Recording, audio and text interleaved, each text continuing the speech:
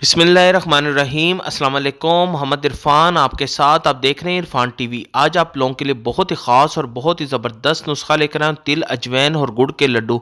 ये बुज़ुर्गों के लिए बहुत ही ख़ास नुस्खा है, जिनको रात को बार बार पेशाब आता है या आधे आधे घंटे के बाद पेशाब आता है और इसको रोक नहीं पाते। और उन बच्चों के लिए भी जो बच्चे जिनका पेशाब निकल जाता है और इसको वो रोक नहीं पाते, तो इसके लिए बहुत ही ख़ास नुस्खा है। बस आपने इसको अपने तरीके के मुताबिक फ़ॉलो करना है और जिस स्टेप मैं आपको बताऊँगा उसके मुताबिक फ़ॉलो कीजिएगा तो इंशाल्लाह तिल, अजवाइन और गुड़ के लड्डू उनके लिए बहुत ही कारआमद और बहुत ही मुफीद साबित होंगे। तो इसको किस तरह इस्तेमाल करना है और किस तरह इसको बनाना है, ये आगे चल के मैं आपको सारी रेसिपी में बताऊँगा। बस आपने इसको तमाम ग्रुपों में शेयर करना है ताकि ये सबके काम आ सके।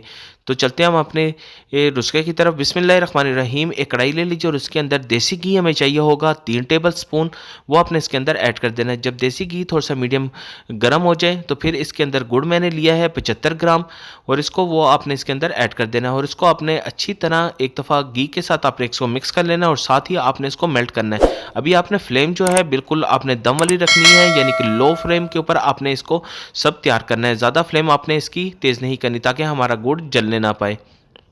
बस अच्छी तरह आपने इसको मिक्स करते हुए इसको मेल्ट कर लेना है। फिर हमें तिल चाहिए होंगे 150 ग्राम, वो आपने इसके अंदर ऐड कर देने हैं और अच्छी तरह तिलों को साफ़ करके फिर आपने ऐड करना है। अजवाइन हमें चाहिए होगी 30 ग्राम, इसको भी अच्छी तरह साफ़ करके वो आपने इसके अंदर ऐड कर देनी है और अच्छी तरह आपने इसको एक दफ़ा मिक्स कर लेना है ताकि गुड़, अजवाइन और तिल आपस में अच्छी तरह मिक्स हो सकें और यकजान हो सकें। बस लो फ्लेम के ऊपर रखकर आपने इसको मिक्स करना है। बस हमारा मकसद इसको ज़्यादा भूनना नहीं है, सिर्फ गुड़ को मेल्ट करना था और साथ ही ये चीज़ें इसके अंदर मिक्स करनी है। जब अच्छी तरह ये सब चीज़ें मिक्स हो जाएं तो फिर आपने इसकी फ्लेम को बंद कर देना है।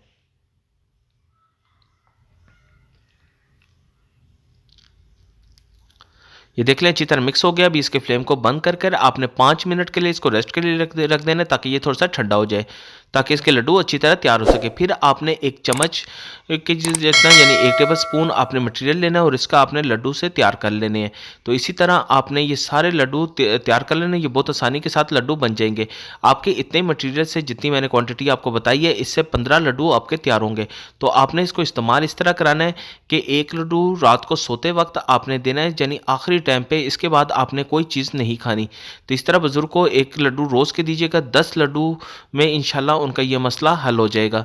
तो बच्चों को भी इसी तरह आपने एक लड्डू रात को सोते वक्त देना है और उसके बाद इंशाल्लाह उनका उनका भी सारा ये मसला हल हो जाएगा।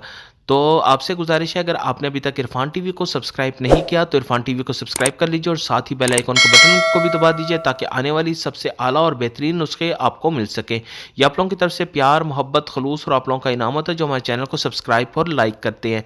तो ये तमाम ग्रुपों में इस वीडियो को ज़रूर शेयर कीजिएगा ताकि किसी के काम आ सके। सदका जारिया समझ कर आप इसको ज़रूर शेयर कीजिएगा। तो बहुत ही ज़बरदस्त नुस्खा आपके साथ मैंने शेयर किया, तो इंशाल्लाह जो जो भी खाएगा उसको अल्लाह ताला शिफा नसीब अता फरमाएगा। अपना और अपने गिरदोनवा का ख्याल रखिएगा। मोहम्मद इरफान को इजाज़त दीजिए। अल्लाह हाफिज़।